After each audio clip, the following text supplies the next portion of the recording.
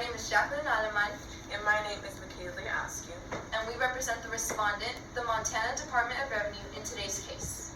We are arguing that the Free Exercise Clause of the First Amendment does not prohibit states from withholding funding from student aid because 1. Past precedent upholds the constitutionality of withholding funding from religious schools. 2.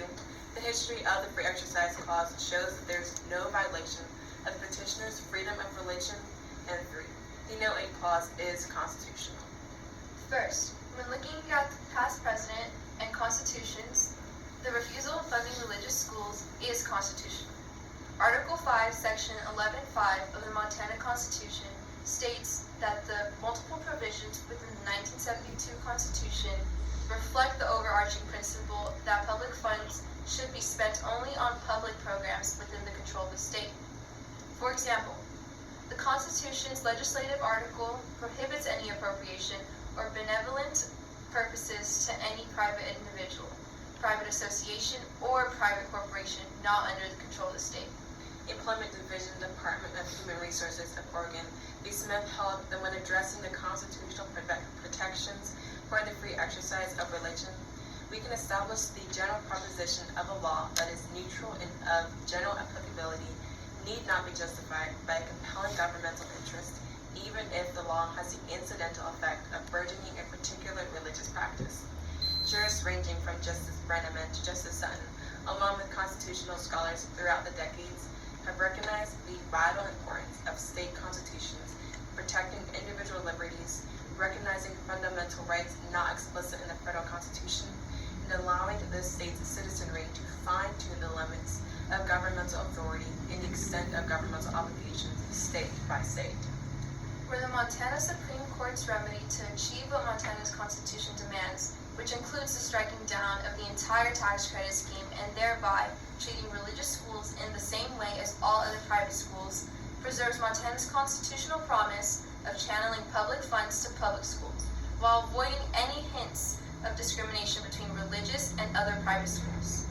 By affording state and local governments the latitude to resolve close church-state questions, federal courts achieve some of the desirable effects of originalism, namely political accountability and judicial consistency, when states are free to create their own policies and programs reflective of their increased need for both separation from and partnership with religious institutions.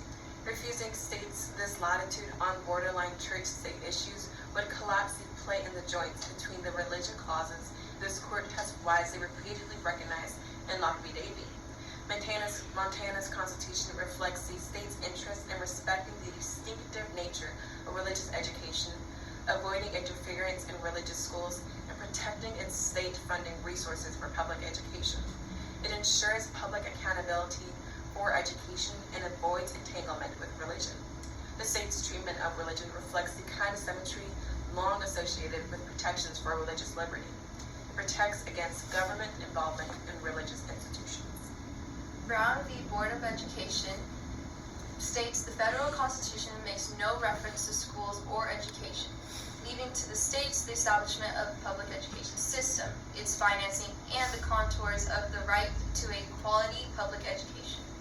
As a result, nothing in the federal constitution undermines Montana's sovereign prerogative exercised by the 1972 Constitution to deploy public funds to guarantee equal quality public education and to build a church-state wall for education in that acknowledged space between the free exercise and the establishment clauses. Our federalist system was designed to allow precisely such choices. Second, the history of the Free Exercise Clause upholds that there is no violation. The attack on Montana's No Aid Clause provision misrepresents a long tradition of no interference with religion and undermines the complementary nature of religious liberty provisions in national and state politics. The Free Exercise Clause of the First Amendment states that Congress shall make no law respecting an establishment of religion or prohibiting the free exercise thereof. Under the petitioner's position. Counselor, what are no aid clauses and are they constitutional? No aid clauses prohibits aid to sectarian schools and protects public funding and accounting for public entities. It is constitutional because it does not restrain individual liberties, but instead it retains the state's ability to fund and support private entities. And in Locke v. Davie, the majority opinion concluded that a state may support non-religious education while declining to support religious education, and that the state could constitutionally eliminate the scholarship program in its entirety. Zorg v. Clausen held that there cannot be the slightest doubt that the First Amendment reflects the philosophy that church and state should be separated, and that as far as interference with the free exercise of religion and an establishment of religion are concerned, the separation must be complete and unequivocal.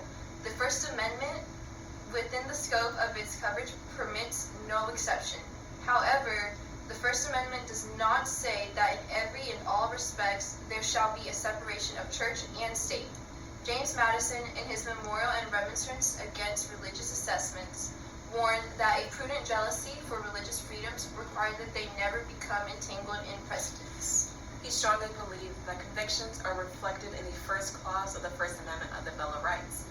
As one of the delegates to the Oregon Constitutional Convention stated his understanding of the principle, nor did he believe that government had any right to take public money contributed by the people of all creeds and faith to pay for religious teachings.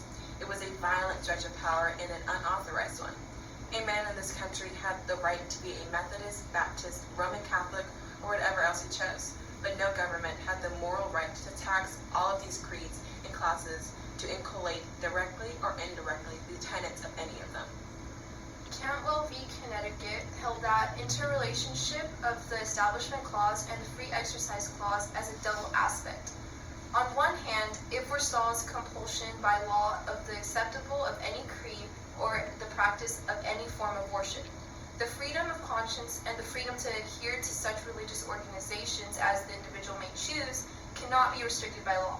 On the other hand, it safeguards the free exercise of the chosen form of the religion founding era of evidence that demonstrates that the No Aid Clause does not violate the Free Exercise Clause. At the same time, several state constitutions disqualified religious institutions from governmental aid. Both the religion and equal clauses allow a state to reject generally available subsidies that would benefit private education without running afoul of any constitutional anti-discrimination rule.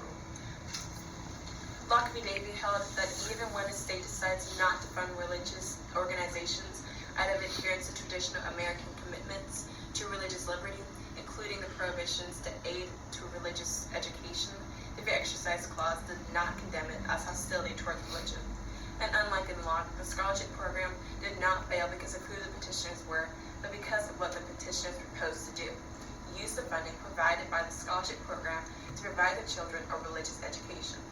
And unlike in Trinity Lutheran, such funding for religious education lies at the core of constitutional no-aid principles. But Counselor, in Trinity Lutheran, which is a Free Exercise Clause case, the court held that excluding churches from otherwise neutral aid programs was constitutional. How is this different?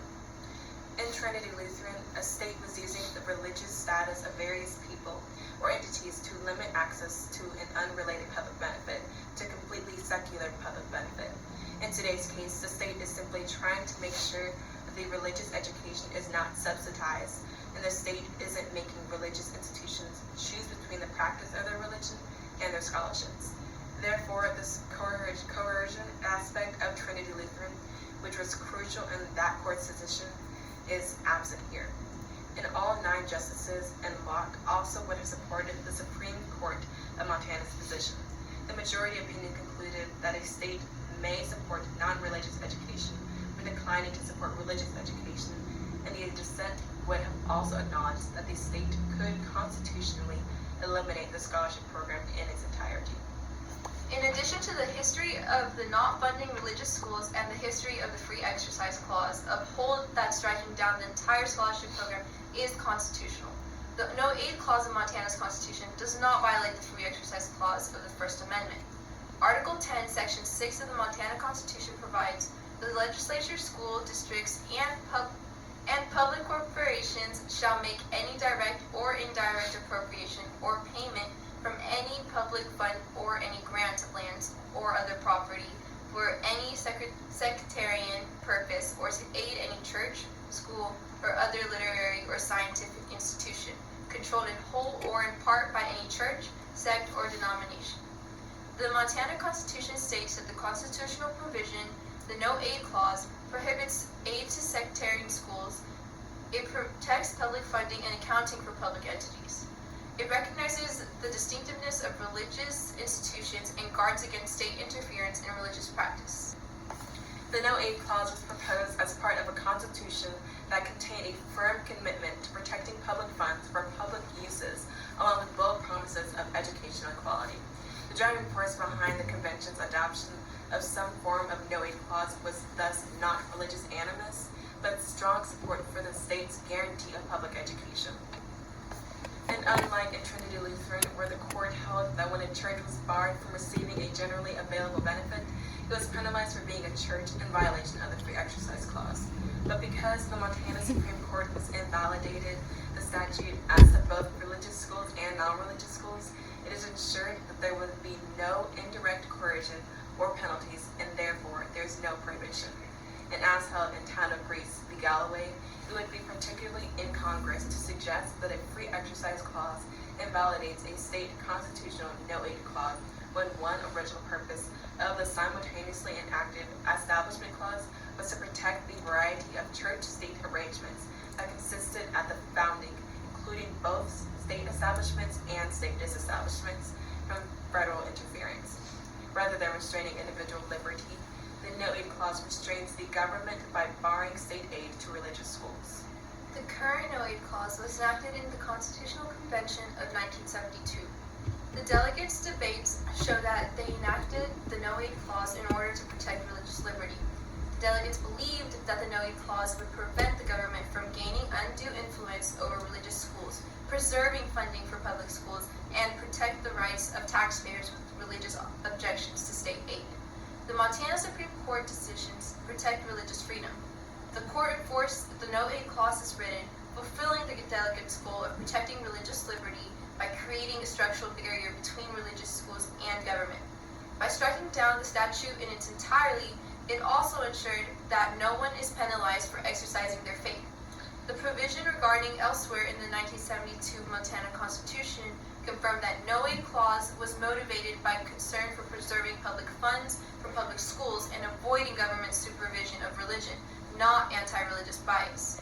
The convention adopted a groundbreaking right to individual dignity that prohibited both public and private discrimination on multiple bases, including religious beliefs.